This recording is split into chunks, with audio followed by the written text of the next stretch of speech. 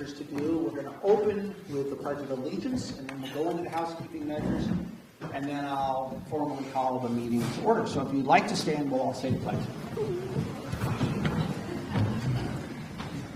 I pledge allegiance to the flag of the United States of America and to the republic for which it stands, one nation, under God, with liberty and justice for all. Please be seated, friends. So the housekeeping that I'd like to get through as quickly as possible, because we all want to be mindful of time and efficiency in doing the business of the town, is the following. So the first thing is that if you own property in Andover, but aren't a registered voter here, or if you're visiting the town as a guest, we welcome you in either of those cases or in any other case. But if you're not duly registered here to vote, please don't. So I'd just like, as a courtesy to our town officials, particularly to Jeanette and to Jonathan, who will be sort of taking the role in the case of their votes, particularly hand votes, I'd like anyone who is not registered here but is here to observe and ask questions and give input to raise your hand now. Thank you very much. Welcome to all of you, and obviously you are welcome to speak when that is necessary, Paul. We have a couple of guests that I'm going to ask to speak in the other business portion of the meeting after we have done the legal business of the town. They are Representative Chris Morrow. He's going to speak first, and Regina Downer, who is head of and runs and is the sole cook and bottle washer with Neighborhood Nurse. No, sorry. Say it again, Regina. My Community Nurse. Thank you. I knew I was going to get that wrong. So they will speak. They will lead off the other business portion at the end of our meeting, and then obviously we'll open the floor to your business and questions and concerns. Let's see. I made notes, but we are live streaming today with Okemo Valley TV, and in order to do that efficiently and reliably, there is a mic here. We're asking you to please come to the mic if you have substantive things to say, if you have more than just a quick question. It means that we get the concerns, your concerns as voters and taxpayers on the record. It means that it's easier for that to go out into the community. So I know it won't be perfect, and people way in the back are probably not going to want to come up. That's okay. But if you do have a longer thing to say, please come up. Can we invite some? There are seats. There are people who. Yeah, there are seats, Scott, if you want to come up. But you're welcome to stay there if you like it. But come on up if you'd like to. Over here. So I think the last bit of housekeeping that I want to do before I call the meeting to order is to, again, mostly for the benefit of folks who might be new to town or visiting folks here, to just introduce your town officers and your select board. So starting all the way over here is Jeanette Hildheim-Haight, who is our town clerk. And then we have Robin Trask, Melissa Gates-Perry, Susan Leader, Richard Griswold, and Chris Plum. And Richard and Chris are the vice chair and chair of the select board respectively. We will be getting to this in our business tonight, but we have some changes on the select board. We will be explaining that as we go along, because we're hoping that some folks step forward to take the places of the folks who've done such good work for the town. So, without further ado, I do call this meeting to order.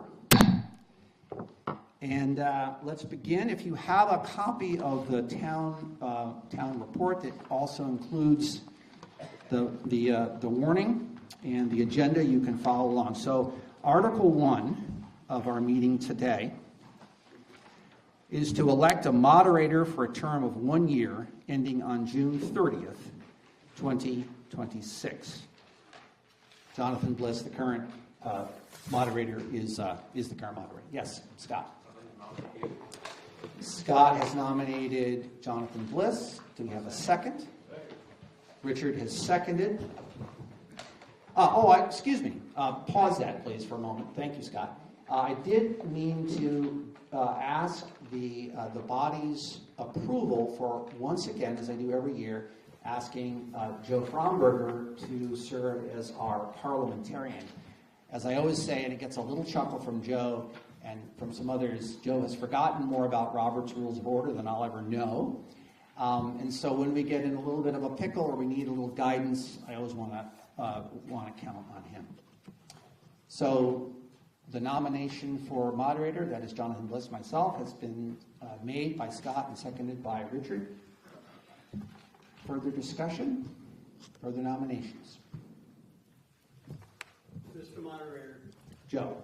if there are no other nominations, I would move that nominations be closed and that the court cast one ballot for John Bliss as moderator. Question, can the assembly hear everything that's being said? Yes. Okay, thank you. All nominations are closed, and thank you for electing me for another year. Number 2, to elect all town officers required by law. And there's going to be some explanation of this. It may look and seem a little more complicated than it actually is, but we'll try to work through it so that you have all the information you need. So I'll read them all, and then we'll go back and take them one by one for election. Mr. Moderator? Yes, Joe. Should we not do the town treasurer first? Yes. But I was just going to tell everybody what they all are. Yeah. So those positions are, as you can see in your warning, town treasurer for a term of 1 year, a select board member for a 3-year term, a select board member for a 1-year term, a select board member for a 1-year term, auditor for a 3-year term, first constable for a 1-year term, collector of delinquent taxes for a 1-year term, cemetery commissioner for a 3-year term, cemetery commissioner for 2 years remaining of a 3-year term, and sexton for a 1-year term. Now to take them in order, let's go back to the top. Town treasurer for a 1-year term. Our current treasurer is our town clerk, Jeanette Haight. Do we have nominations? Yes, Scott. Scott has nominated Jeanette. Do we have a second? Second? Any further discussion or nominations from the board? Mr. Moderator? Joe. If there are no other nominations, I would move that nominations be closed and that the court cast one ballot that the moderator cast one ballot for Jeanette Haight as treasurer. Thank you, Joe. And I believe I'm supposed to say so moved. Thank you to the body. Jeanette Haight is elected for as treasurer for a 1-year term. We do need to vote on the motion to... You're right, we do. How could I have forgotten that? That's why he's here. That's why we pay you the big bucks, Joe, to keep me in line. Joe Scott has nominated Jeanette, and it was seconded by Stephanie Baker. So all those in favor of Jeanette Haight as treasurer for a 1-year term signify by saying aye. Aye. All those opposed, nay. The nomination carries. Congratulations, Jeanette. Thank you for the advice here. So the second piece is select board member for a 3-year term, and here we're going to have to walk through who we're voting, who's stepping down, and who we're looking to vote in. So I believe, and help me out here, I believe that we're going to start with the fact that Chris Plum is not running for re-election. Chris is select board chair and has served the town for many, many years. We'll get back to him in a moment, but that is the position that is open at this time. Do we have nominations? Mr. Moderator? Yes, Jeanette. I nominate Richard Pierce for the 3-year term. Jeanette has nominated Richard Pierce for the 3-year term. Do we have a second? I second. Name? Colleen Truex. Colleen has seconded. Further discussion or nominations? Would you like me to introduce myself? That would be very helpful. Yes. Since I'm fairly... Yeah, come to the mic, please. Thank you. So I'm going to try to turn it around so I can look at people. Is this live? Okay. So Susan and I moved here 3.5 years ago. I grew up on a dairy farm in upstate New York, and our careers took us various places, and we moved here, and we love this town. We love it the way it is. And I've worked on teams my whole life, so I worked on medical research teams for 40 years, and very familiar with teamwork and different people with different skills, bringing everything to the table to move things forward. A lot of planning involved, 4 to 5 years of planning ahead what we're going to accomplish. The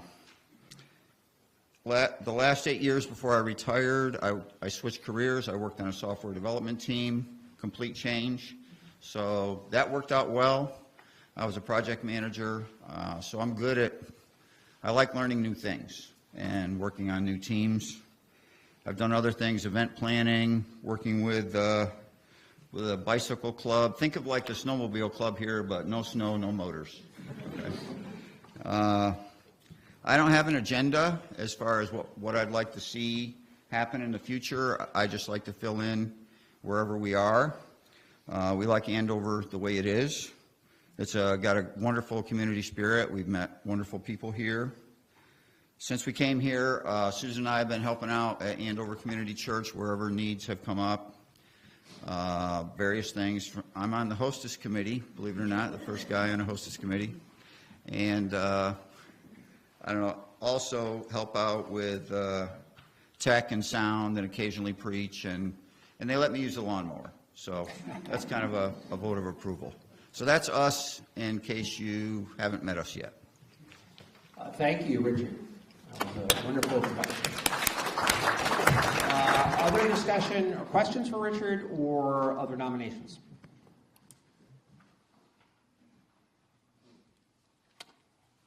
If so, does anyone want to do the honors to move this along? Mr. Moderator? Yes, Joe. If there are no other nominations, I would move that nominations be closed and that the clerk cast one ballot for Richard Spears. Pierce. Thank you. For a 3-year selectman's term. And this may come as a surprise, but I have to ask you, don't we have to vote for Richard? Of course. Whereas a motion, you need to... Thank you. Yes. So there being no further nominations, all those in favor of Richard Pierce as on the position of Select Board for a 3-year term, please signify by saying aye. Aye. All those opposed, nay. Richard, either congratulations or condolences. Thank you so much for stepping in, and you are indeed correct. This is a wonderful town and a wonderful place to serve. The next item is a select board member for a 1-year term, but before we come to that, I want to say a word about the gentleman that Richard is not replacing, but is stepping, or going to try to step into some of the shoes of. This man is going to be very annoyed with me for saying all these things about him. He's promised to do me great physical bodily harm after the meeting, but I'm willing to take that chance. There have been plums serving the town of Andover for longer than any of us have been alive, and that is a wonderful thing, because what Richard just said about Andover is true in large part because of the incredible service of people like the Plums. And Chris, who is retiring this year, has done everything he could and more to continue that amazing tradition of service. And the select board in particular wants you to know how much, quiet and unobserved and unadvertised time this has put into serving this town in ways that most of us will never know. And it's been a huge, huge blessing and important thing that you've been able to do what you've done, Chris. So I think the voters of Andover owe you their thanks. Let's all applaud.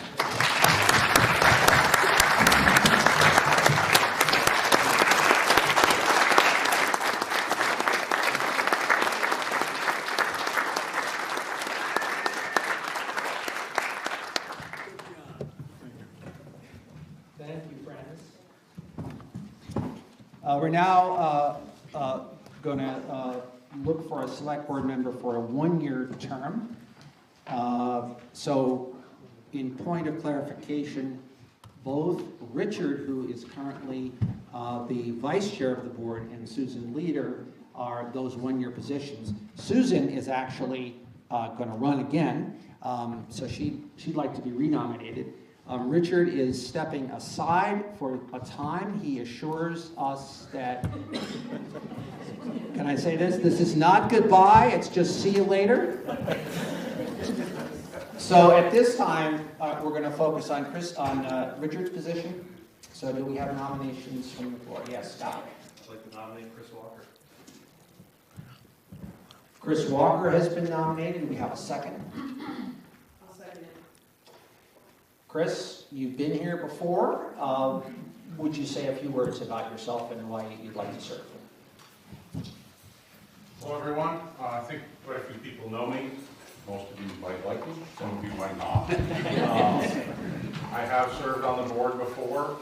I'm pretty familiar with the process. I, too, would like to keep Andover, and I have no hidden agenda for a term as well. I've met with the last couple of select board meetings, and things are going smoothly, and I'd like to keep them going that way. Thank you, Scott. Are there any questions for Scott? Chris, excuse me. Thank you. Another senior moment. Any questions for Chris? Yes? Exactly what does mean keeping Andover, Andover? Because it's been changing ever since it came into life. Amen. Chris, I think that was not a specific question, but it might be directed at you. Well, I guess it would, to me, and I think everybody might have a different definition or a different answer to this question, but to keep it simple, not over-regulate it, not micromanage it, keep the roads clean, keep the taxes as low as possible. That's pretty much what it means, I don't think that Andover has ever overmanaged the people here. Let the people decide what they want. I'll give you an example. I, through my friends last time I was on the board, thought that the majority of people in town wanted to legalize ATVs on the road. And we found out that wasn't the case, So stopping, not having them on the road is keeping Andover, in that instance. So that's my experience. That's my explanation. It looks like you might have a question from Matt. Yes. So, Chris, the last time you ran for select board, when you were asked why, you said you just wanted to help. But then 2 months in, so Chris and I served on the select board together. 2 months in, you made it abundantly clear that you were really only interested in passing the ATV ordinance and punishing the road crew. I think our road crew is great. I feel like I had to work very hard to support our road crew against you trying to punish them. Every time we did financial orders, you were picking on, this thing that someone from the road crew put in or that. And I don't want to, first of all, I don't want to subject this select board to that. But secondly, the last time you ran, I don't think anyone would have voted for you if they thought you didn't support the road crew. So have you changed your mind on that? I support the quality of the product they're putting out. If you want to get in a big discussion about the road crew right now, this is not the time nor the place to do it. I think that they come to every meeting and ask for a piece of equipment, and they get the piece of equipment. I think that there's no checks and balances on the road crew. Do you know, on the select board for 2 years, I didn't know if anybody on the road crew missed a day of work. I didn't know if anybody on the road crew had taken a sick day. I didn't know how much overtime they got until I saw the financial orders 2 or 3 weeks later. It's accountability, it's not nitpicking. I asked for those things for 2 years and got 0. So, the problem is not the road crew. It's just accountability.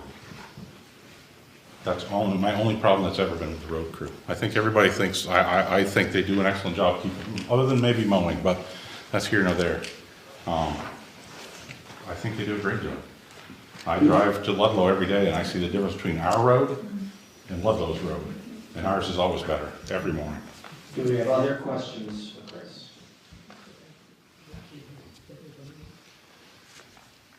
Thank you, Chris. Do we have other comments or other nominations?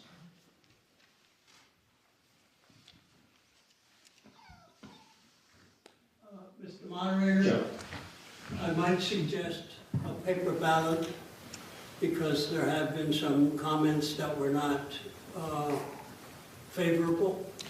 Joe has suggested a paper ballot. If you all hear that, I'd like to ask for an affirmation by voice if you would like to have a paper ballot. Yeah. Are we putting a paper ballot if he's running unopposed? And does the select board have to maintain a 5-person, or can we vote no person? If no one else wants to be nominated, I'm not understanding what I'm supposed to put on paper. Let's let Joe lay it If out. you don't mind, Mr. Moderator, Yeah.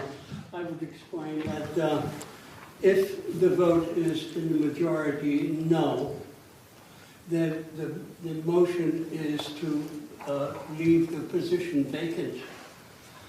And that empowers the board, the remaining board of select persons to appoint an interim member to the board. Nick, does that answer your question? Okay, I'm gonna then continue with a voice affirmation of whether we would like to proceed with a paper ballot or just affirm the potential election of Chris by voice. So would the body like to have a paper ballot? All those in favor of that, please signify by saying aye. Aye. All those opposed, nay. Nay. My ears tell me that nays have it. Are you comfortable with that as the person who made the motion, Joe? Okay. So we will continue as in the practice that we have used thus far. Chris Walker has been nominated, and that nomination has been seconded duly. So do we have other nominations? If not, I would ask you to vote. All those in favor of Chris Walker signify by saying aye. Aye. Opposed, nay. Nay. The ayes have it. Are you comfortable as voters with that vote? Okay. Thank you, Chris. Thank you for those who asked questions. This is how we do democracy. The fourth item here is a select board member for a one-year term. And if my math is somewhat correct, that is the position held by Susan Leader. She would accept a renomination to serve again. So we need nominations or other thoughts from the floor. I nominate Susan Leader. Susan has been nominated. Is there a second? Connie has seconded. Discussion? Oh, whoops.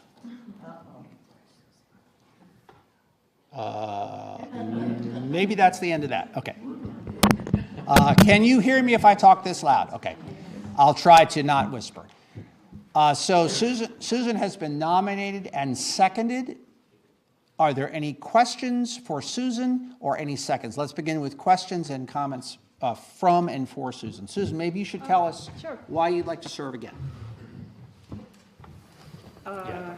Well, it's been a real, it makes, I love Andover, and I love living in Andover, and it's made me much more cognizant of how fragile it is to maintain a small town in this day and age, and it was almost worth it to be on the board just to understand the mechanics of the town.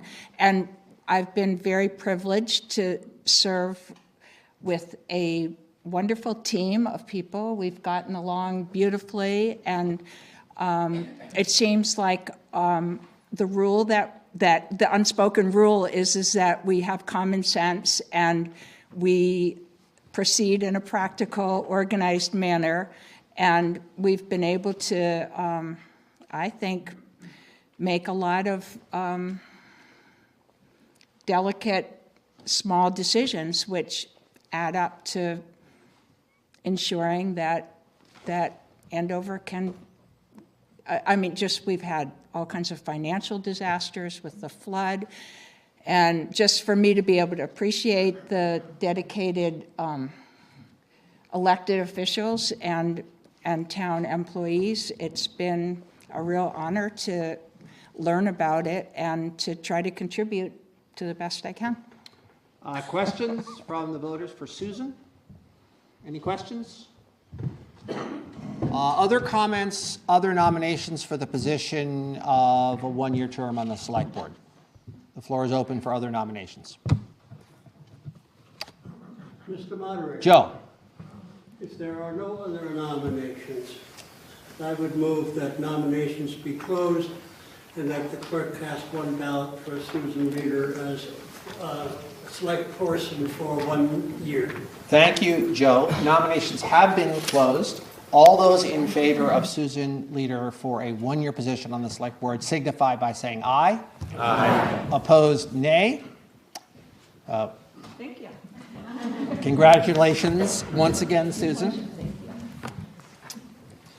The next item on the town officers agenda here is the election of an auditor for a 3-year term. Our current auditor is Cindy Ingersoll. Is Cindy here? I am. Hi, Cindy. And you are standing for re-election? Yes. Yes. Do you want to say anything about why you'd like to continue? Love working with the team, Jeanette, Wendell, and Bill, and I'm just happy to give my time otherwise. I know this is some money that would have to be shelled out by the town in order to get the job done. Can you all hear? Yeah, all right, just make sure you speak up. Thank you. Any questions from the voters for Cindy? Further comments? Further nominations? Nomination, Madam Chair. Say again? Is there a nomination on the floor? No, thank you, Joe. I'll nominate Cindy. Nick has nominated Cindy. Scott has seconded. Are there other nominations? Thank you. Joe? Mr. Moderator. Yes, Joe. If there are no other nominations, then I would move that nominations be closed and that Cindy Ingersoll be elected for a 3-year term as auditor. Thank you, Joe. Nominations are closed. All those in favor of the election of Cindy Ingersoll, please signify by saying aye. Aye. Opposed, nay. Congratulations and welcome once again, Cindy. We now turn to the position of constable for a 1-year term. Our current constable is Lucas Trask. Lucas, you want to say a few words? Yeah, no, I'd enjoy being constable for another year. I think this is my 3rd or 4th year now.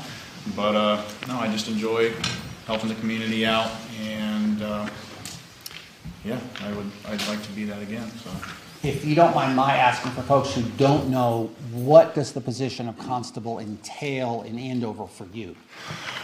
Well, the truth of it, I get a lot of calls about animals. You know, that's the most of it. A lot of dog calls, animal calls, stuff like that. I have a good relationship with all the wardens, the game wardens, so a lot of stuff goes to them, and stuff that doesn't, I take on and deal with. I call Jeanette a lot, and we work hand in hand. She helps me out, but no, I think it's pretty much a lot of any discrepancy that you'd have with a neighbor or something like that. It gets forwarded to me, and I point you in the right direction pretty much. There's no lawful thing that I can really do for you, but I can point you in the direction in which you need to go. So a lot of dogs. Questions for Lucas? Yes. Mark. Do you, in the years you've served, have a preference for dogs over humans? Or the other? It's usually never the dog's fault. Yeah. Any other questions for Lucas? Thanks for speaking, Lucas. Thanks for standing again. Do we have other comments or other nominations for constable? Oh, sorry. Thank you. Keep me in. Yes, his father is going to nominate him. Do we have a second? I'll second. Paul Stumpf has seconded. Any other nominations? Here we go. We'll get back on track. Who would want it? Joe, will you say your piece?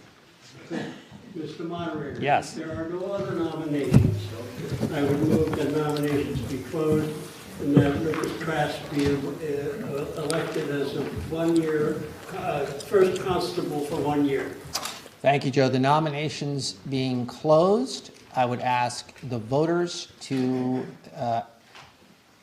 for the voters to affirm by vote the election of Lucas Trask as constable. All those in favor, please signify by saying aye. Aye. Opposed, nay. Congratulations. Thanks for your service, Lucas. We move on to the position of collector of delinquent taxes for a 1-year term. That is a position currently held by our town clerk, Jeanette Haight. Yes, Scott? I'd like to make a motion that Jeanette keeps that position. Scott has nominated Jeanette again. Do we have a second? Gary has seconded. I think to move things along in an efficient manner, we won't ask Jeanette to talk about what she does. I think you all can make a pretty good guess of what that is. Other comments or nominations? Joe? Mr. Moderator, the usual motion to limit and elect Jeanette as the collector of delinquent taxes for 1 year. The nominations are closed. All those in favor of re-electing Jeanette as collector of taxes, please signify by saying aye. Aye. Opposed, nay. Welcome, and you're welcome once again, Jeanette.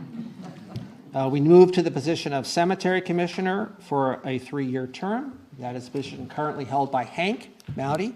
Hank, do you want to say anything about your role? And I'm assuming you are interested in serving again. I hope to continue doing this, as I enjoy helping the people that are going through a tough time of their life, and they lose their loved ones, people. And I have a few things I want to talk about, but I think I want to wait till we get to the end on other things. Okay. Any questions for Hank as he stands for another term as cemetery commissioner? I would just say Hank is a great cemetery commissioner. I've worked with him on a couple of cases, and he's a distinct pleasure to work with. Any other questions for Hank or ideas or nominations? Joe. Moderator, I nominate Hank Motti for a 3-year term as a cemetery commissioner. Jeanette has nominated Hank. Do we have a second? Scott is seconded. Any further nominations? Mr. Moderator. Joe? If there are no other nominations, I would move that nominations be closed and that Hank Monty be elected for a 3-year term as Cemetery Commissioner. Hank has been nominated and seconded. All those in favor signify by saying aye. Aye. Opposed, nay. Thank you once again, Hank, for your service and for running and serving again. And we move on to the Cemetery Commissioner for 2 years remaining of a 3-year term. Do we need explanation on that? The position is currently vacant, so looking for anybody who might be interested in volunteering. Okay. So, did you all hear that? That is currently a vacant position. It is for 2 years remaining of a 3-year term. Cemetery Commissioner, do we have nominations from the floor?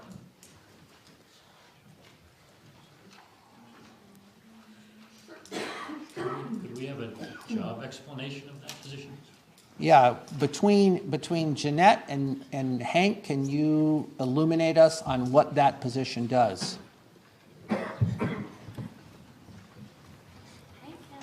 Hank, I think you're up, Hank. We lost one person, Yeah, so anybody that wants to get involved and help a little bit, the pay isn't very big. But you get to help a lot of people. Hank, would you remind the voters who it was that served in that position previously? What's that? Who served in that position previously? Was that Robert Hale right here? Yeah. Okay. Robert, can you say a little bit about what that position entailed? I did absolutely nothing.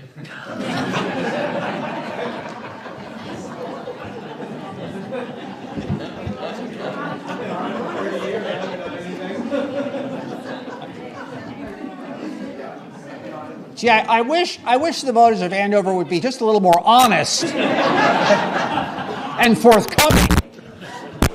So we need I think this sounds like a position that is easy street but necessary from a constitutional perspective. So I think the select board has the power to invite someone to serve. If there are no nominations here, I would suggest to the voters that we move on. Is that okay with you, Hank? Yes. Well, you should tell people that to be this legal, I can't make any decisions, major things, without having other people to help. Right. Okay. To be legal. Yep. Because there's not a lot of rules on a cemetery, but that's one of them. Okay. And So again, are there nominations for the position? And if not, I think we'll put an asterisk in this and move on, and the select board will have an additional duty of working with you, Hank, to try to find someone to make this a legal because if you read the letter I put in the book, that we're going to make some changes, and it has to be just, we have to have some other input to make it legal. So anybody that wants to get involved in this, because all these rules are antiquated from the horse and buggy days. So we have to change some of these lot sizes and some of the other rules. Yeah. And to be kept up with modern equipment and stuff we have today. And it's the whole thing is going to be done legally. Yeah. So I don't mind doing it, but it says one other people have some input to and some other ideas, and we're going to have to spend some money on the cemetery since we don't have any money. Yeah. So I do it for free. I don't mind doing that. I enjoy doing it. And I barely get enough money to get the grass mowed. and we're gonna discuss this later, and so we're gonna have to increase the cost of what's gonna cost you the lot size. Yeah. And the cost of it, because we have one private cemetery in town, and it's 3 or 4 times what it costs you to be buried in a town cemetery. It's very expensive, and it's a nice cemetery, it's beautiful. It's well kept, but it's expensive. And we're doing, you know, you can get buried in Andover for nothing. So again, if there are no nominations, thank you, Hank. I think that's a necessary explanation of what this involves. I would ask your permission to move the meeting along, and again, the select board, working with Hank, will try to select and invite someone to serve in that position. Is that okay with the body? Yes. Thank you. And finally, in terms of officers of the town, a sexton position for a 1-year term, and that is also you, Hank? Is that correct? You are the current sexton. What? You are the current sexton. Yes. Yes, and you wish to run again and be nominated. We have a nomination from the floor. Nominate Hank Conley for a second. Nick has nominated Hank. Scott has seconded. Other nominations? I'm going to say my own piece here and save Joe's voice. Other nominations, there being none, I ask the body to affirm with a yes or no vote Hank Mowdy as sexton for a 1-year term. All those in favor signify by saying aye. Aye. Opposed, nay. Thank you, and thank you once again, Hank, for that explanation and for your service.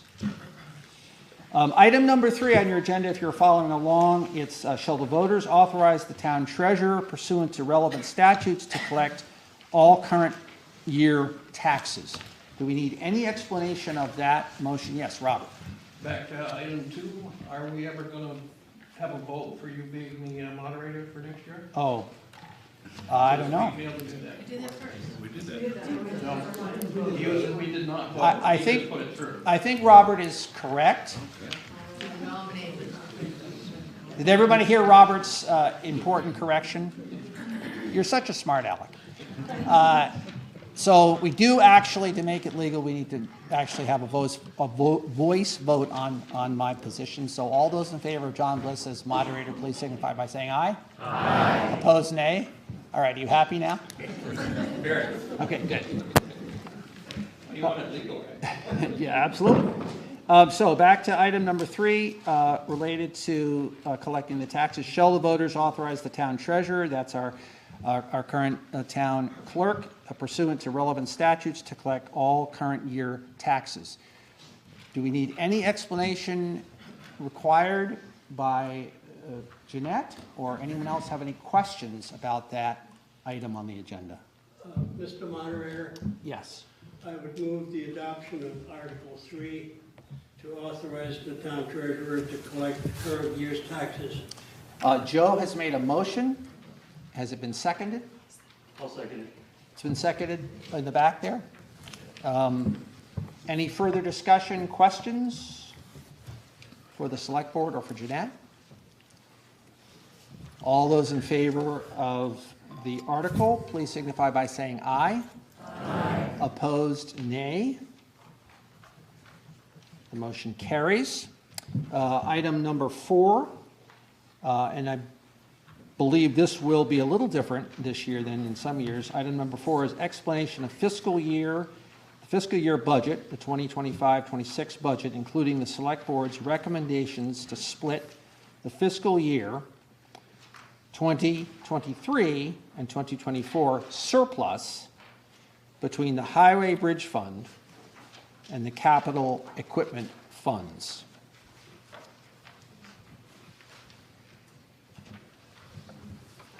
Do we have a motion and a second, and then any explanation or questions on the question? Mr. Moderator? Yes, Joe.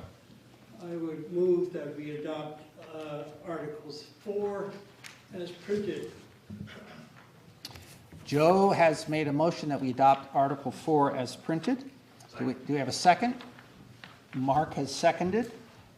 Mark Schuman. Further discussion or questions for clarification?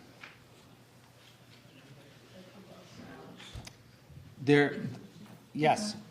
I'm sure it's in this book somewhere, but I just was wondering, general idea of how much that surplus was. Does the select board or does Jeanette have that number? The question was what the amount of the surplus is. $58.07 is on the very last line of your budget, net income under 23-24 actuals. Betsy, did you catch that answer? Yeah. Did everyone hear the answer?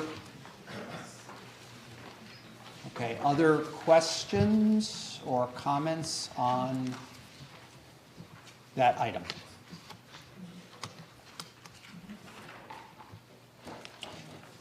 There being none, and the article having been, the motion having been made and seconded, I would ask the voters to vote yea or nay. All those in favor of the motion signify by saying aye. Aye. Opposed, nay. The motion carries.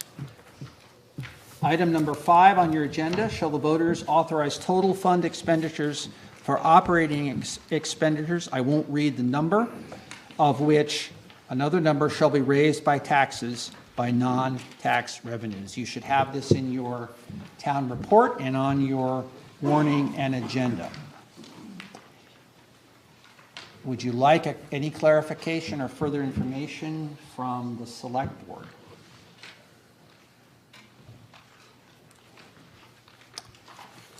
Select board, do you have anything to add to that by way of clarification?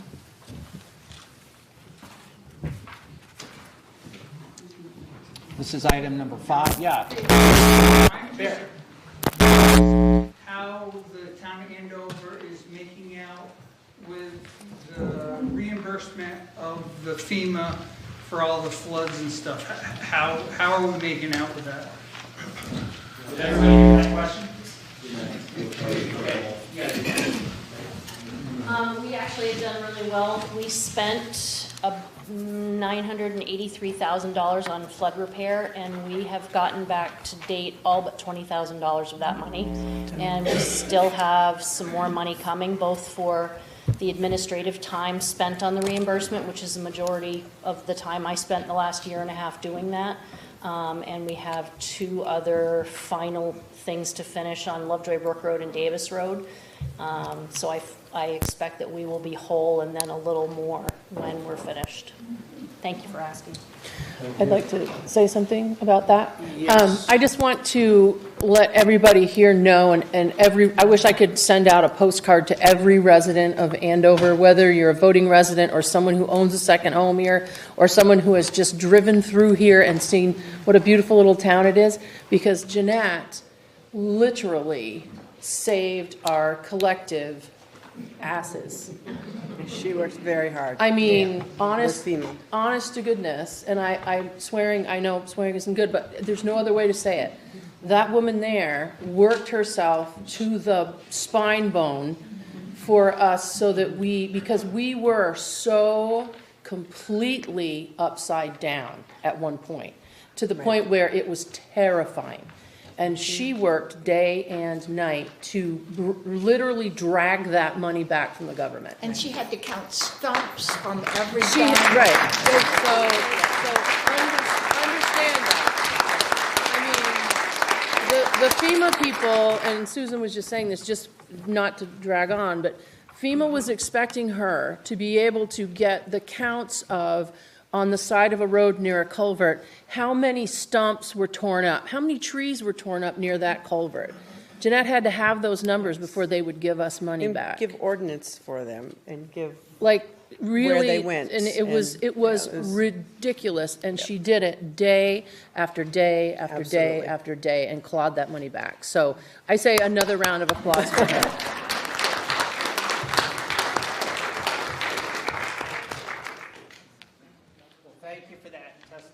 Jill, Melissa, and Barry, thank you for that question. And obviously, thank you to our town clerk for her incredible work on this. Other questions regarding that article, which is Article number 5 in your warning? John? Yeah, And Nick. this might be totally tangent, but I wonder if there's a way we can get our tax stabilization fund to work for us more. The interest in that $55,000 is pretty pathetic. Is there a reason that that's so small of an interest? I mean, our appraisal fund, which has half of it in it, made $60 less than in interest, and That was the first $60,000. money that came out when we paid for the flood. So No, that, it it didn't get put back in there until moments ago. It was just our interest for the year that So was. it was never, it's only been back there for Oh, such a okay. short amount of All right. time. Excellent, Yeah. very good, thank you very much. Correct, Jeanette? Yes, that's Okay. correct. Okay, excellent, thank you. Did everyone catch that back and forth to your satisfaction? Okay. Can you still hear me in the back there, Patty? Oh, yeah. Okay. Mr. Moderator? Yes, Jeanette. Yeah. Just for clarification of how our bank accounts work. So most of those funds are all under what's called one umbrella fund, and the bank regularly sweeps them for us because of the amount of money we keep at TD Bank. They do sweep those for us, and we get a really good interest rate, but that's why that one looked low, because it was out of money for most of that fiscal year. Currently, we are getting almost $1,500 a month just on our highway bridge fund for interest, because we've been able to replenish those from the reimbursements from FEMA. So we're back to where we were before. Okay. So just so you're aware. Thank you. Thanks for your question, Nick. Other questions about that article, which is Article 5? To again remind you, we need a motion. Someone wish to make a motion? Joe? Thank you. Do you have a motion? No, we don't. Would you like to make one? Mr. Moderator, Yes, Joe. I would move that we adopt Article 5 as printed. Joe has made a motion. Scott has seconded. Further discussion? There being none, all those in favor signify by saying aye. Aye. Opposed, nay. The motion carries. We move on to item number 6 on your agenda. Shall the voters authorize payment of real and personal property taxes in 3 installments, with the due dates being August 15th, November 1st, and March 1st, by delivery to town office postmarked on or before that date? Any clarification or further information needed on that item? Does everyone understand what that is? Mr. Moderator? Yes, Joe. I would move that we adopt Article 6 as printed, continuing with the 3 installments for the taxes being due on those dates. Joe has made a motion. It has been seconded by George. Further discussion? All those in favor signify by saying aye. Aye. Opposed, nay. Motion carries. We move on to item number 7 in your agenda, and we will need to explain this a little bit. The agenda item is, shall the town change the date of its annual town meeting to one of 3 days, Saturday, Sunday, or Monday, preceding the first Tuesday in March 2026, pursuant to relevant statutes. And that's a little complicated. The reason that it has to be done this way, and actually Hank, I think, pointed this out for the edification of the select board and for all of us, is that because the traditional day supported by the Constitution in Vermont is the first Tuesday in March, and we've voted to change that, we need to first say whether we want to change it, so we need to sort of break the vote into 2. So we have to have one vote on whether we want to change it, and then if we say yes, we need to affirm which day we're moving it to. Is that essentially correct, Jeanette and Hank? And do the voters have any other questions on that? Yes, Chris. Splitting the vote, what you're talking about. So the first thing we have to do is decide if we're going to move it from the traditional Tuesday? Yeah, the way it says, shall the town change the date? So the assumption is we're gonna have it on Tuesday. That would be the default. Are we gonna change the date from Tuesday to some other day? So we first have to say yes or no to that question, and then depending on how that vote goes, then we decide which day. So there's gonna be a chance to vote again on a nominated or selected day.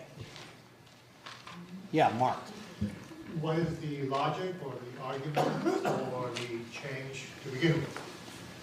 Well, I can't speak to the choice of days, but the Constitution and the Vermont League of Cities and Towns sort of determines when towns are supposed to have their town meeting sort of by default. That's sort of the understanding and has been traditionally. So that to be legal and reflect the voters, we have to do it that way. Then the question is, there's always a discussion about what day works best for folks. I would just point out that I think this is the case, and Jeanette and some of you others jump in on this, but this is just about the best attended town meeting we've had, where it's right up there in the high numbers in many, many years. Agreed. It's close, you know, this is a well-attended town meeting. Last year was good too. Yes, Brooke, I'm sorry. Can I make a motion to change the date of the town meeting for next year? So are you making a motion relative to To changing the date. to number 7? Yes. Yep, so. The first part. Yep. Okay. Not the day, I have an idea about that Okay. too, but So I'm doing the Brooke- first part. So Brooke has made a motion that we do in fact change the date from what would have been Tuesday. by default Tuesday, the first Tuesday in March. Do we have a second? Second. Paul has seconded. All those in favor of that motion signify by saying aye. Aye. Opposed, nay. I believe the ayes have it. Are you comfortable with that determination? Okay. So, since you did tease us there, Brooke, would you like? I'll make another motion. Okay, so On Monday, I don't have the date. so let me but- read article number, item number 8. If article number 7 is approved, what day, Saturday, Sunday, or Monday, shall the voters approve changing town meeting to? I would like to propose Monday, the Monday before town meeting day. March 2nd. So March 2nd, 2026. So Brooke has Thank you. proposed the Monday preceding the traditional Tuesday town meeting day. Do we have a second? Stephanie seconds. Now, Joe and Robert, since you're such a smarty pants, let's make sure we do this. Now we'll get to you, Maddie. Let's make sure we do this legally. Do we need to vote up or down on that? Well, if I may. Yeah. You have a motion to adopt Monday before the traditional Tuesday as the next year's town meeting day. Yeah.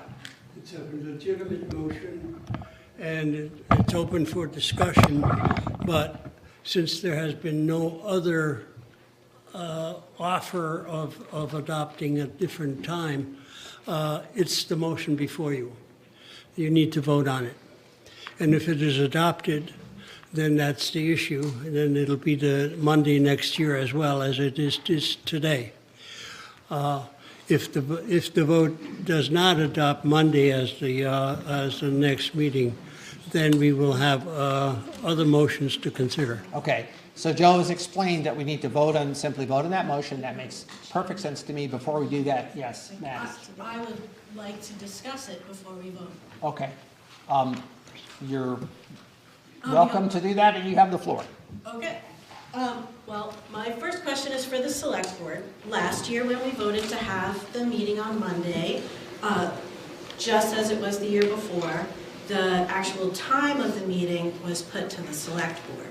Now, 2 years ago, I checked for every select board meeting to find out when you were going to discuss it, and I couldn't find it in any of the agendas. That was in 2023. Last year, I gave up much sooner So I'm just curious, when did you make this decision and was it on the agenda? Would anyone like to, did everyone hear the question, and would someone on the select board like to clarify? Jeanette's pulling the meetings up, but I'm going to say it was 2 meetings ago that we discussed it, and in the select board meeting, the public meeting, just discussed it and decided, voted on it. But I'll let Jeanette defer to her for the actual which meeting, but I'm quite sure it was in the last month. Yeah, Susan. I think we were trying to balance how early we could have it because people have jobs and work, but then if we had it too late, then it would be more difficult for people to go to work the next day, and kids that wanted to go to sleep, and babysitters. So it kind of was a compromise a little bit. Do you have an opinion about what time? Yes, I have a very strong opinion about the time. I happen to be a late night person, so having it after dinner is not a problem for me personally, but I would like us all to think about people in general. The last year when this came up, John said everyone agreed, like, oh, this is a big turnout, and this is great, and there's no reason to do it at another day or another time because so many people have showed up. To me, the people who are here, I'm glad you're all impressed by it, but it's not good enough. We need to constantly ask ourselves, what can we do to improve participation in local government? 2 years ago, National Public Radio, or it was Vermont Public Radio, they call themselves something different now, said that the Secretary of State said that the average participation in town meeting in Vermont is 41%.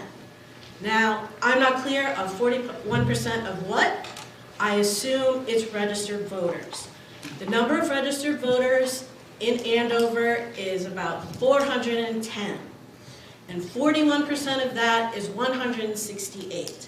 So I would say if there are fewer than 168 people in this room, which I don't think there are, that means we have room for growth. We have room not to be good, not to be excellent, but to be average. I would like to see more people participating in town meeting. I think it's utterly ridiculous that it's at 5 o'clock. I gave up my entire afternoon's work to be here. I know there are people who aren't here because they work at a job, they make a wage, their boss expects them to be there at 5 o'clock. And last year there were a whole bunch of excuses of what other people should do.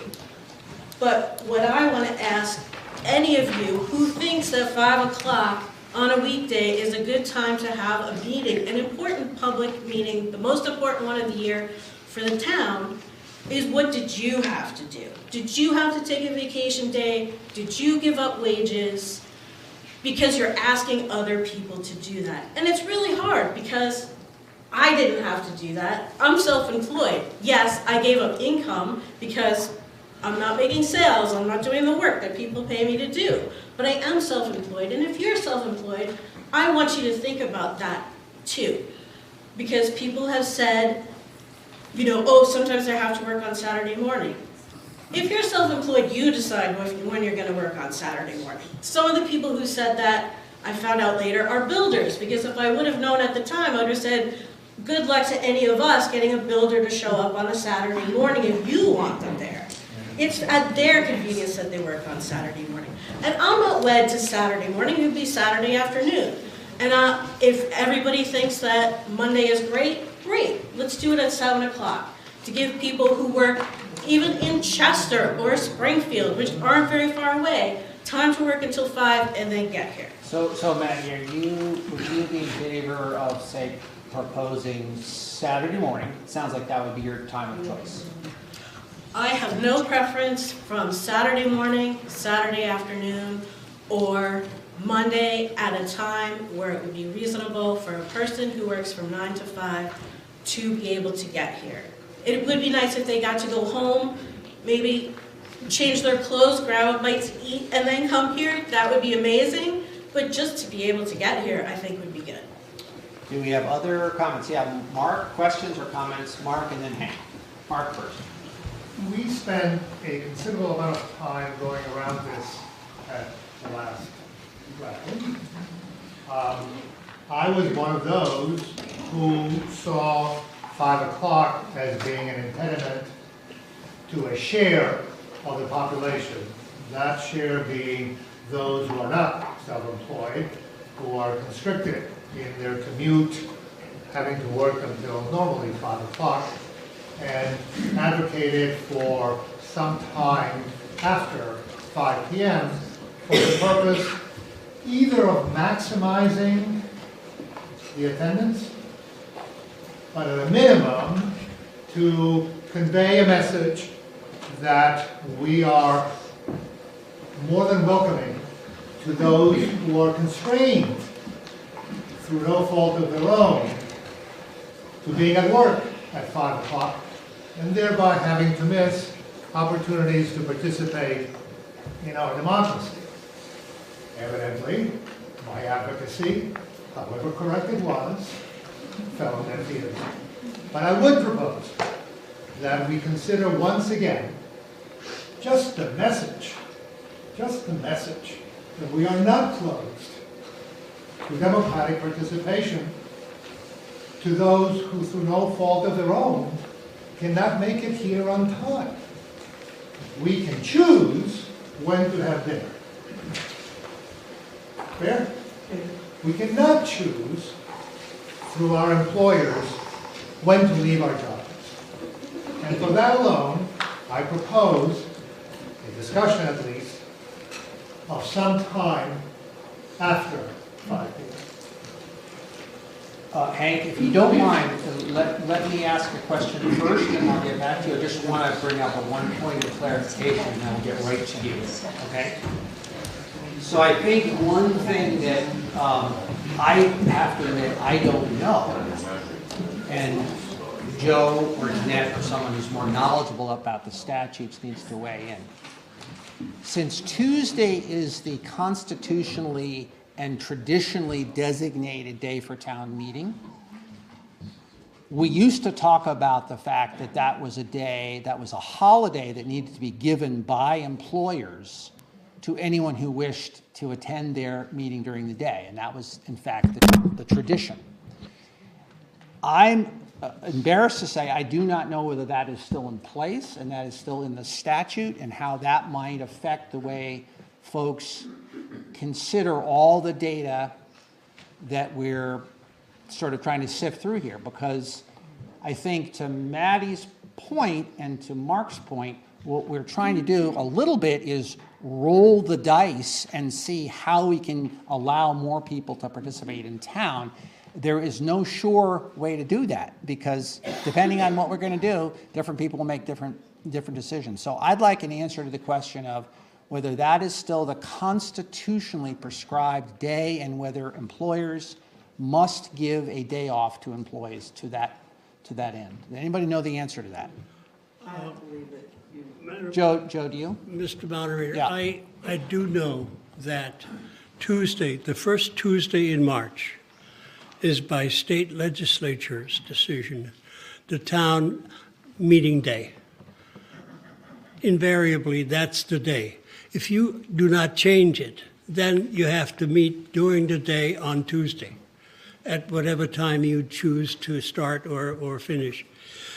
I do not know for sure if the employers are still required to pay you for time off to do your duty on Tuesday during the day.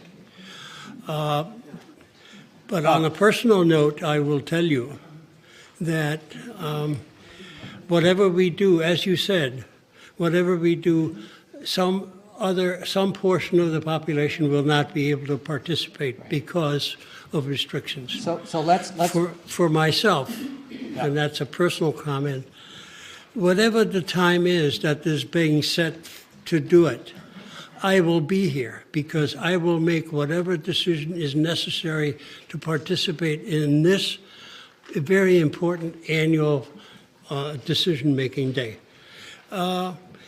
But that's not true for everybody, nor is everybody able to do that. So before we get to Paul, I think we have confirmation, because I see Chris shaking his head and Jeanette, that that is no longer a required pay. Say it again? State employees have a holiday. The state employees do, but if you're employed by a private individual, you do not get the day off. Okay. Yeah, Paul. So the bone of contention here was the time. We're voting on the date, not the time. We can't vote on the time, but we need to empower the select board to choose the time that we would like. So Maddie had said, please tell me when you're going to talk about the time, because she wanted to participate in that process, and that process didn't come to happen. So we need to vote on the date and not overindulge the discussion about time, but we need to make sure the select board understands the time that we prefer so they can choose that time. Yeah, thank you. That's a good clarification. Hold on. Hank, I had called on you, and so please speak. We've been arguing this for years. The history was always on Tuesday. Back when the Pilgrims, it was Tuesday.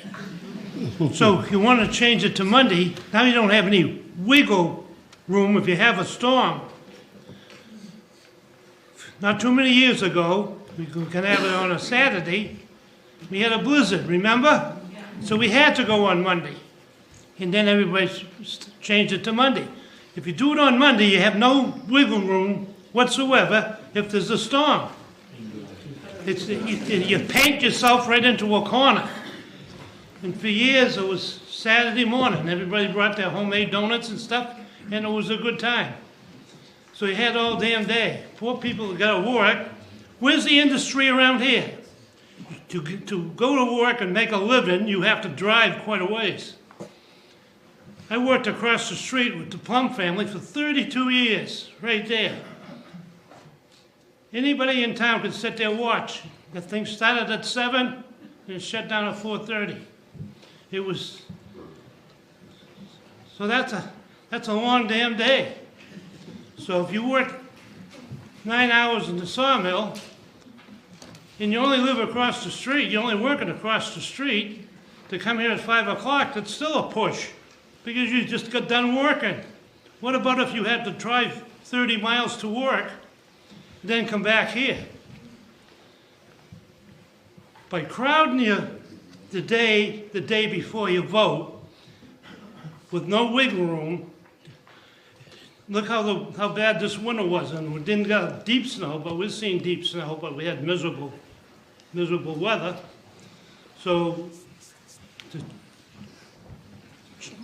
paint yourself into a corner with no wiggle room is kind of like a bad idea. So I'd like to see it voted back to Saturday. So you would prefer Saturday. Would you accept Monday as a backup if the voters didn't choose Saturday? Yeah, Nick. We always had it on Tuesday, and if there was a storm, you just made it. We had no wiggle room. Other comments? Yeah, in the back here, sir. Mr. Moderator, I understand there's a motion to change the day. Yes. Would it be appropriate to ask the question, what would be the benefit of changing the day to a Monday as opposed to the traditional Tuesday? What would be the benefit? Why not have it on the traditional Tuesday like we've had it for years? I don't understand what that would be.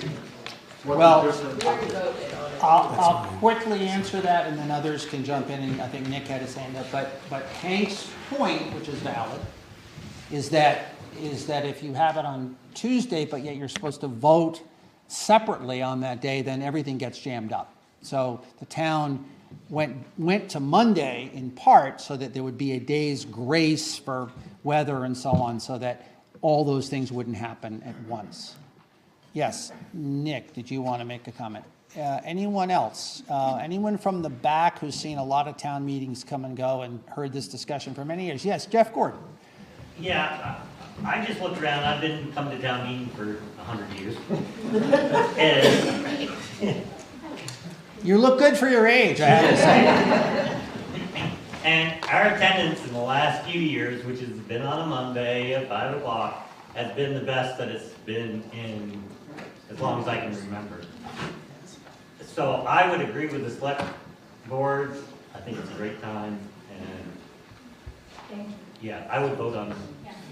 And I just want to underscore, thank you, Jeff, I just want to underscore what Paul Stump shared, which was, I think, very respectfully and appropriately picking up some of the energy of Maddie's comments, if not agreeing with her directly, which is that we have a very specific motion, but it is incumbent upon the voters, as Maddie suggests, to make sure that the select board gets the feedback that will help them to set the time, and therefore the most amount of accessibility to the meeting.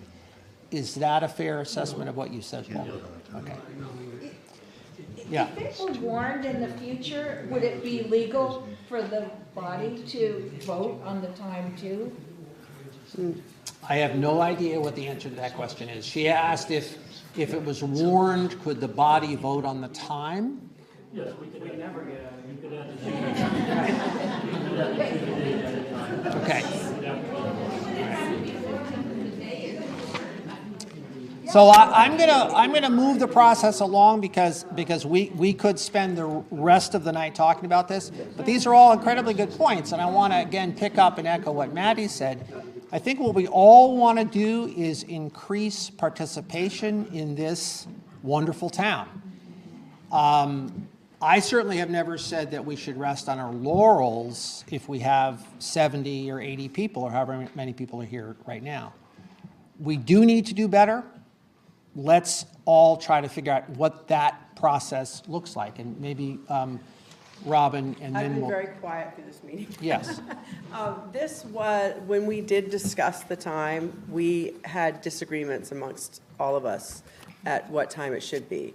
I was one of the people that thought it should be a little bit later, not 6 o'clock. I was going more towards 5:30.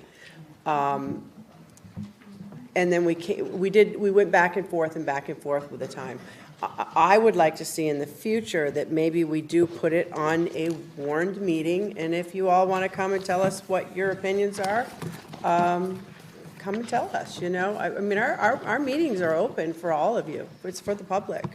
So, and we encourage people to come and talk to us. We don't have a lot of input. So we do the best we can.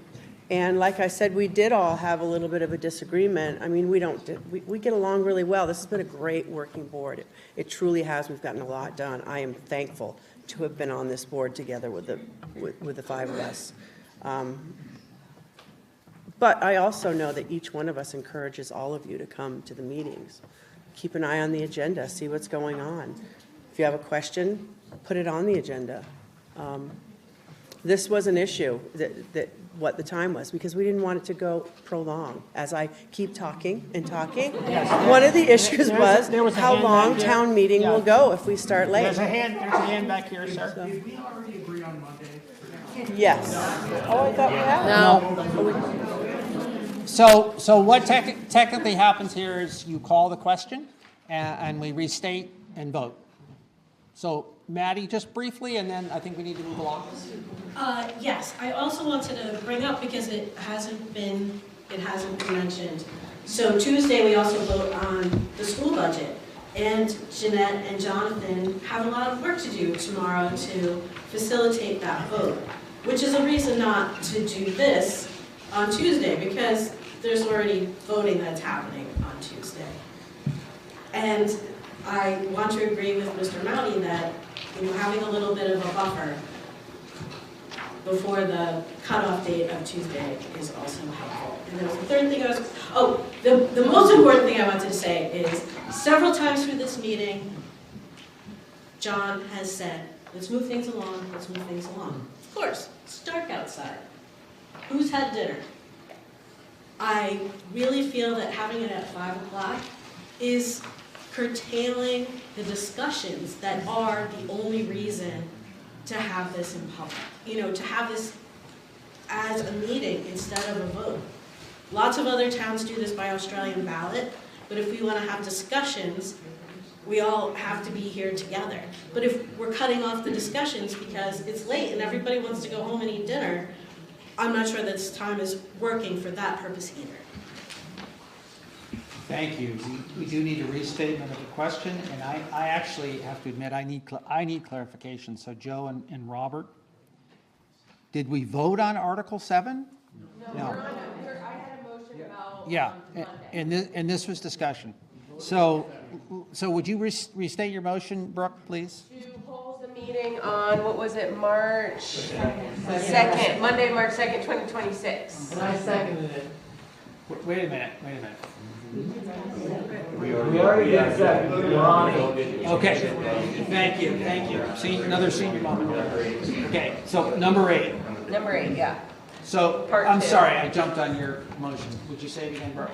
To hold the next year's town meeting on March 2nd, Monday, the Monday before town meeting on March 2nd. Do we have a second? We already had it, it was Stephanie. Thank you, Stephanie. Brief further discussion? No, I think we're calling to. Okay, thank you. All those in favor of the motion made by Brooke and seconded by Stephanie, signify by saying aye.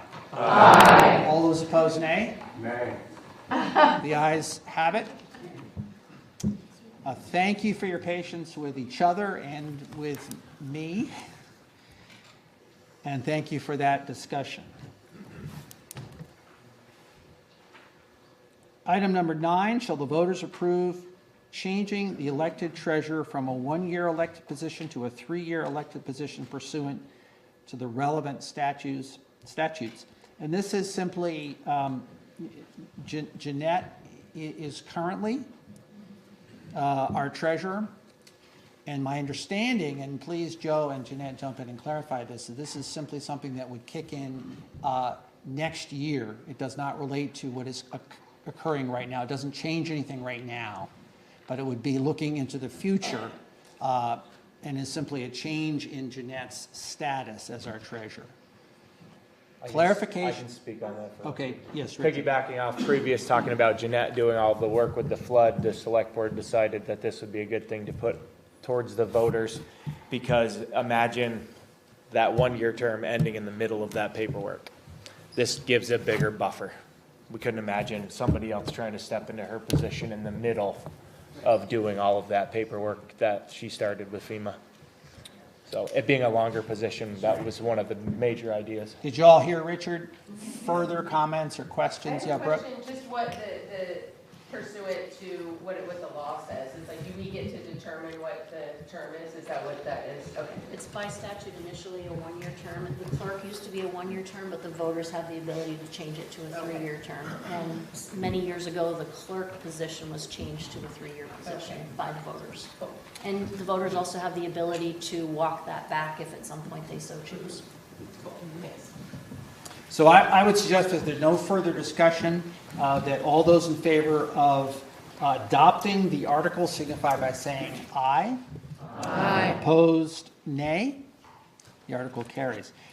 So I have to back up a little bit here. We jumped into the meeting to move it on. I jumped into it, and then I lost my train of thought a little bit, particularly when I lost my amplification here. So to back up, we're now moving into other business. And as I said at the beginning of the meeting, we have 2 lead-off speakers who are going to share relatively briefly their work. But before we do that, I think as some of you know, generally speaking, when we convene these meetings, I open by asking for the names of folk who have passed, Andover residents and dear Andover friends who have passed in the preceding year. And we hear those names from you, the body, and then we have a moment of silence. And I didn't do that this year. So I want to do that now, and I want to preface it this way. Our town report this year is dedicated to 2 individuals. One of those is a person you've heard a lot from tonight, Mr. Joe Fromberger. And We thank Joe for all his service to the town these many years, and again, not unlike Chris Plum and many, many others, Joe does a lot of unsung work. He doesn't want me to say a lot about him, so we won't, but that is why the town report is co-dedicated to Joe. If you didn't know Alice Lindquist, please read the really lovely and all too brief description of who Alice was in your town report. There's not enough time in the evening to talk about Alice and what she meant in this community, so we won't say a lot more about her, except to say that it's hard to find the words to really describe the kind of service, the kind of compassion, the kind of connective energy she was in many ways, both the Energizer Bunny and the connective tissue in this town, and she is already sorely, sorely missed. So Alice left us too soon this past year. Are there other names that you, the residents, would like to lift up for a moment of silence?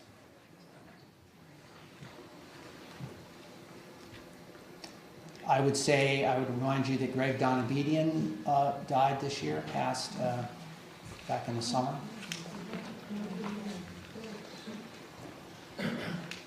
Bruce Orchid? Yeah, I was going to say Bruce Orchid, who was not technically an Andover resident when he passed, but he was a resident of Andover nonetheless.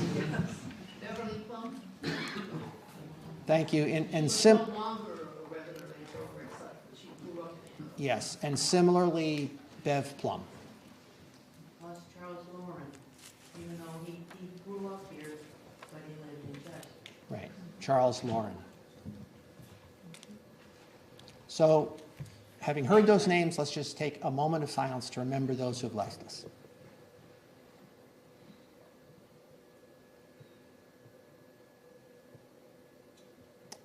Thank you, friends. So now it's my pleasure and honor as we start to conclude our meeting for business here tonight. This is other business.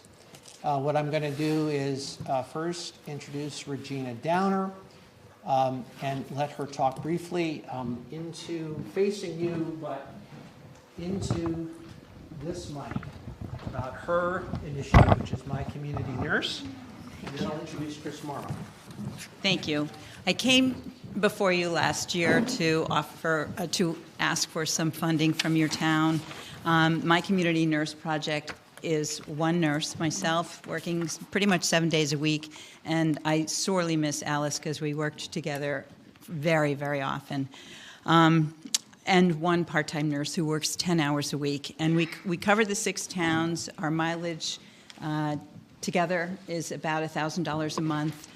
We've kept our budget stable for 6 years, and I also want to tell you that we're filling a big hole, not only with Alice's services, but also the VNA of Vermont and New Hampshire has cut the 6 mountain towns out of its service area. So we are now carrying about 45 active clients.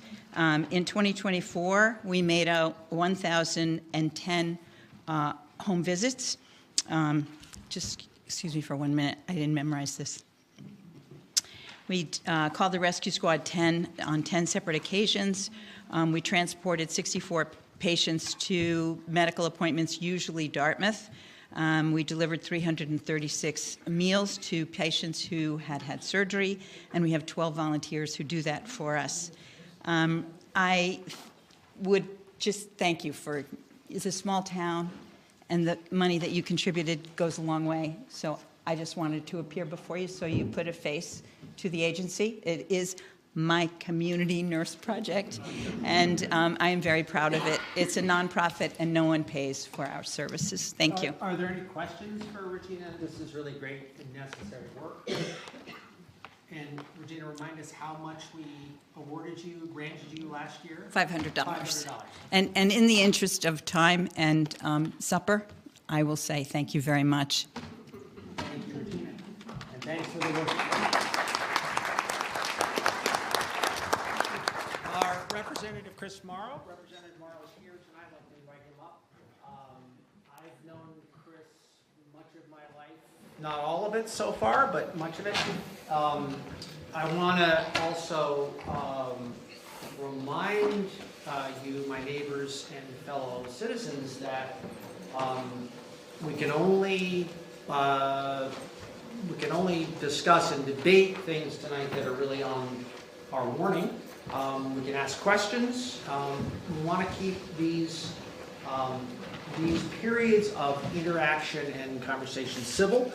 There's a lot going on in the world today, so I stand with the notion of civil democracy. And it's a great honor to invite Chris to say a few words about the work that's going on in Montpelier. Great.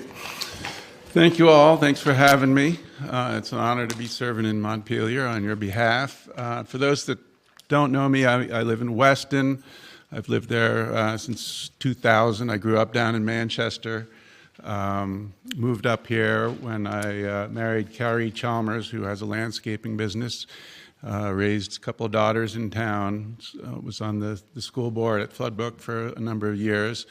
And have been in the family business, which was the North Shire bookstore down in Manchester for many decades, which my parents started, and I sold that a few years ago. So I'm a new legislator, been up there less than 2 months. It's an interesting place. It's a lot of work, but it's very gratifying. Just a few quick things before I take questions. So I have a really detailed report on what all the committees are doing on my website, which is morrow4vt.com. If you want to get into what each committee is doing, and that's where all the work gets done in the committees. There's a report there you can download. Similarly, right on that website, there's a link to a survey. The House leadership, the main topic, as you probably heard, is education. There's a big push to reform the whole education system based on trying to reduce property taxes and to make the system more understandable and just to right-size everything. As our school-age population has diminished, costs have gone up, and there is a need to reform the whole education system. So there's a survey that if you want to weigh in on this, and it's important that you do, if you have any opinions, there's a survey, short survey there, a link to it that you can make your thoughts known about the education system. I also put a little form outside that with the QR code. If you like doing that stuff, you can link right to it on your way out. It's really important that folks hear from you about this and other issues. Vermont is still small enough so that your voice matters, and I hope on this issue or other issues that you feel comfortable either reaching out to me personally or other folks. If you want to talk to me in a small setting, I'm going to be at the New American Grill in Londonderry on Thursday at 5 o'clock. That time's not up for debate. So you can feel free to come by and ask questions or have a conversation or make your thoughts known then. Similarly, I send out updates. I try to do it every weekend. And so if you go to my website, you can sign up for email updates. I'm really trying to let folks know as much as possible. I've been posting them on Front Porch Forum, if people know about that, and also on Facebook, but I'm trying to do it on email as well, just so you guys can have an idea, just rough idea of what's going on up there. Yeah, and just lastly, I just want to encourage you to be in touch with me when you have thoughts about anything that's going on at the state level, or if you run into any issues with state agencies. As state reps, the folks in the agencies need to be responsive to us. So, I'm there to help you guys out if you run into anything of all kinds of things. I'm trying to help the Stratton Foundation, get a dentist into schools, and trying to help someone else with an audit. So there's all kinds of things that we can try to help with, and I'm happy to do so. And you can just email me from the state legislator website or my website. In the interest of time, I'm not going to talk a lot about what's been going on. I'm just going to open it up for questions. As I said, what's dominating everything right now is the education reform. The governor presented an outline of a concept for education reform based around shrinking the supervisory unions and the districts down from 119 to 5, and then going back to what we had before Act 60, which is a foundation formula, which is how I think 46 other states in the union do it, which is the state decides how much money that each pupil, that it costs to educate a pupil, and they set that amount, and so that it wouldn't go through all the local voting of the budgets the way we do it now. And then there's all sorts of other elements to that. It gets very complicated very quickly. You know, I don't think we're going to get a full-blown education reform package out this session. It's just too much to do. You know, we have a citizen legislature, and things go pretty quickly there. We have to take testimony and figure it all out, and then we only really have until the week after next in the House to get bills passed, and then it all goes to the Senate, and what the Senate was working on comes over to the House, and then so it goes a lot quicker than you think, and we're trying to be deliberative and make good choices about everything we do up there, and for the best education for our kids at a price we can afford, which which isn't the way the system is now. And then there's the whole taxation side of things. I was just talking about the policy side of things, but then how do we pay for whatever it is, whatever number we come up with? And so there's a lot of discussions in the Ways and Means Committee about different ideas, whether we move some to income tax and not have it all on the property tax, or other ways of funding it. And then of course there's things going on about healthcare and housing and some of the other agenda items that are crucial to our state. So I'm just going to open it up for questions. I know we have a lot. Yeah, can I start? Can you just tell folks where they should go for information on the governor's proposal for affordable housing, to look at workforce housing? I think there's a place where folks can follow the progress of that discussion. Yeah, I don't actually know exactly where that's posted. I would go to, if you want his proposal specifically, I would go to his website, and you could probably find it there. But that reminds me that the General Assembly website is actually quite good. And since COVID, you can go on, everything is streamed and recorded. All the committee meetings, all the meetings in the House floor. So if you're interested in any particular issue, and you can see the agendas for the week on each committee page. So if you have a particular interest or expertise that you could add to our work up there, you can go and dig in a little bit and find out what's going on, and either watch it on YouTube or watch it. It's recorded, so you can watch it at your convenience.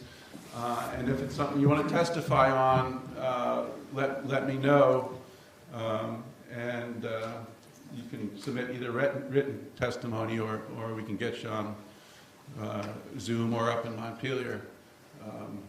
So it's really a lot. That's the one good thing that came out of COVID, is that it really made things a lot more transparent up there. And it seems to work pretty well. So I'll take questions. Question? I've asked 1,000 people, and nobody wants to answer this question. How much money is the state of Vermont spending on taking care of these illegal aliens? Now that money is coming from property taxes. So do you have some idea of how much money is getting pissed in the river? I do not have a number for you on that. Well, here's another question for you. How come it's such a big problem manning the state police. There's been shot by, I don't know how many. They don't have enough state police people. And that's who's supposed to be protecting this little town.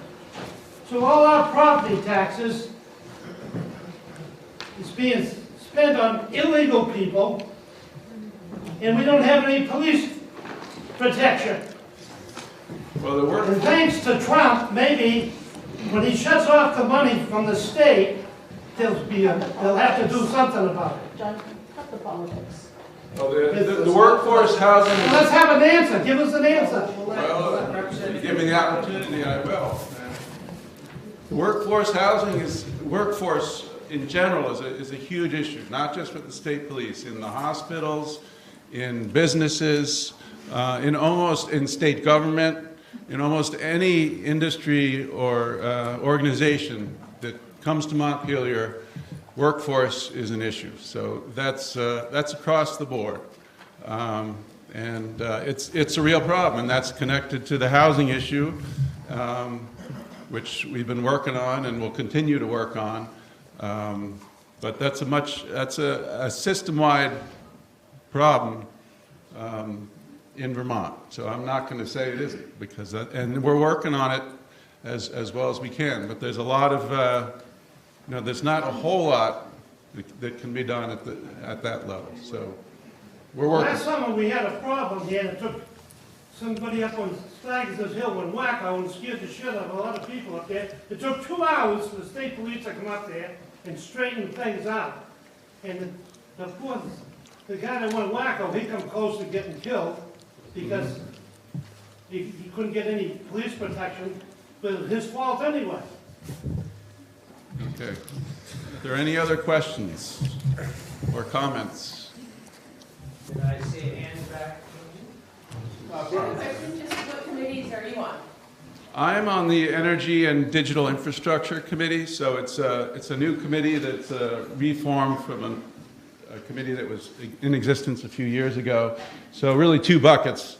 One is the state IT situation, and we oversee the state IT apparatus, which has been woefully managed. We spend hundreds of millions of dollars on IT projects, and until a few years ago, it was not overseen properly at all. Now we have something, as of 6 years ago, called the Agency of Digital Services, which kind of centralized all the IT from all the different departments and agencies, and is trying to make a government-wide system and make sense of it and have a unified platform, so we're not spending money on different things that don't talk to each other. The woman that runs that is quite good now, and so we just passed a bill last week to clarify the reporting structure of that, so that they're reporting to the government all the information we need to oversee digital infrastructure development, which is not sexy and not fancy, but we spend a lot of money on it every year. The other side is energy, which is different than the Environment Committee. That's a whole separate committee. We're focusing on the energy-related bills.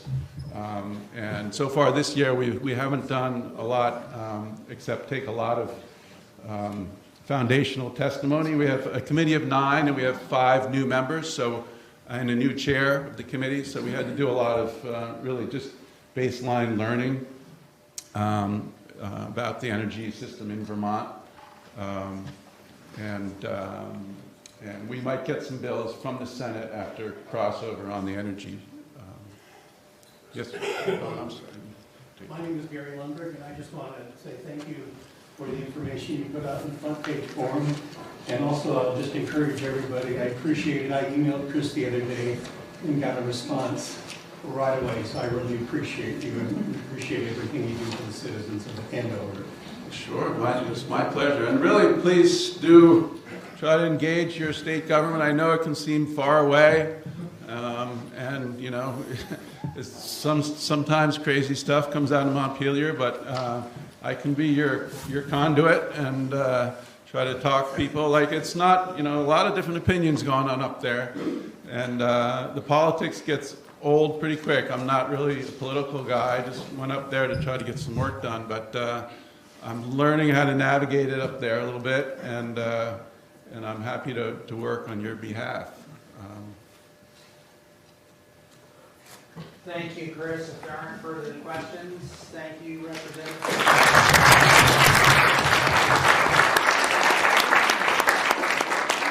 So we are open for any discussion of other business. Rather briefly, I don't want to overuse that word. I've been reminded that the voters need to have their say, but do we have any other bits of other business that are pursuant to tonight's work?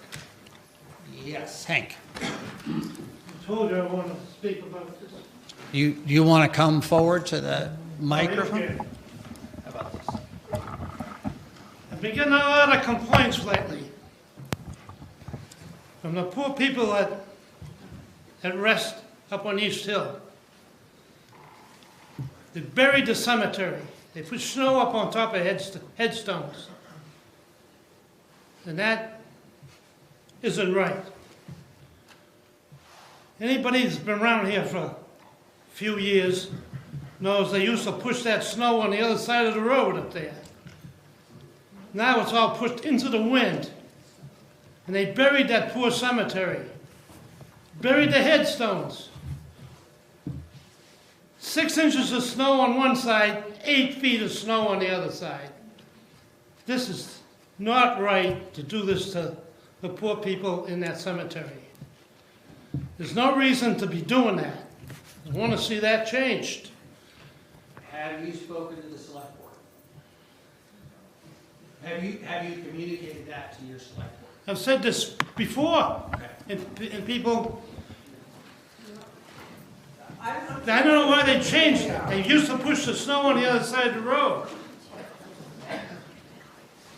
So when the wind came across the field, there was nothing to block it, to go right across the road and into that field. I believe we have our road commissioners here. Maybe one of them could speak or could speak about... Chris remembers what it was. A lot of you people didn't even live here.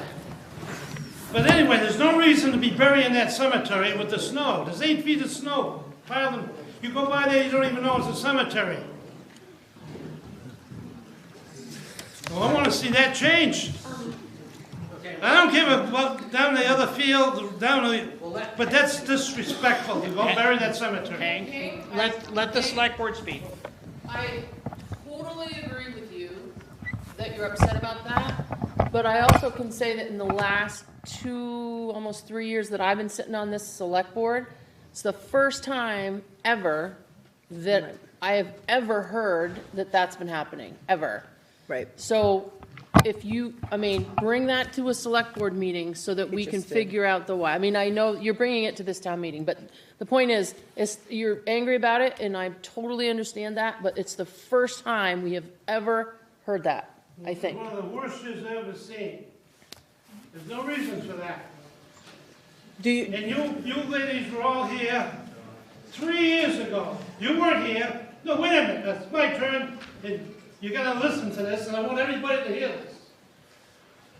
You're supposed to be fixing the entrance to the cemetery going Weston Mountain, Middletown Cemetery. 3 years ago, I asked, we can't do it, hire somebody. But that's the year you got to fix the high bridge. So I said, we'll wait till next year. That's fine. So they're going to do it next year. We had the floods, ruined the roads. So you can't ask the town to put in the extra into that. It's their land between the cemetery and the road. And it's very dangerous. Everybody went and looked at it and says it is that dangerous. Right in front of you people last summer, they were going to fix it last summer. They never touched it. And when all this year they didn't touch it. That's 3 years in a row. All right, Hank, I'm going to cut you off. We've heard, and the select board has made a note of your very legitimate concerns.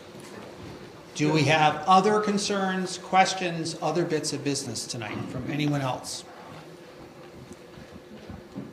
Yes, sir. Well, wait a minute, I didn't get an answer. You gonna fix it or not? You registered your concern. They don't have to give you an answer now. They've heard your concern. I'm sure they'll look into it.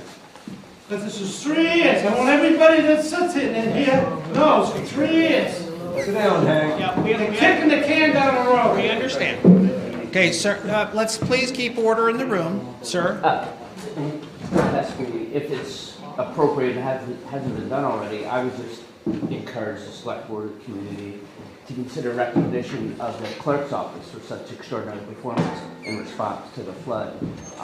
It seems like there is room for an award of some type, and perhaps it's already been undertaken. Well, as it happens, someone was already there before you and echoed your concern, but I think we certainly, in your words, I certainly think we do owe Jeanette perhaps another round of applause for all her work.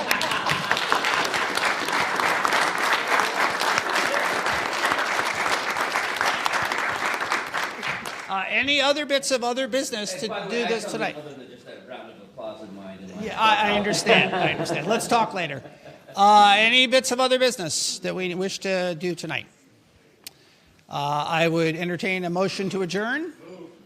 It's been moved and seconded. All those in favor signify by saying aye. Opposed, nay.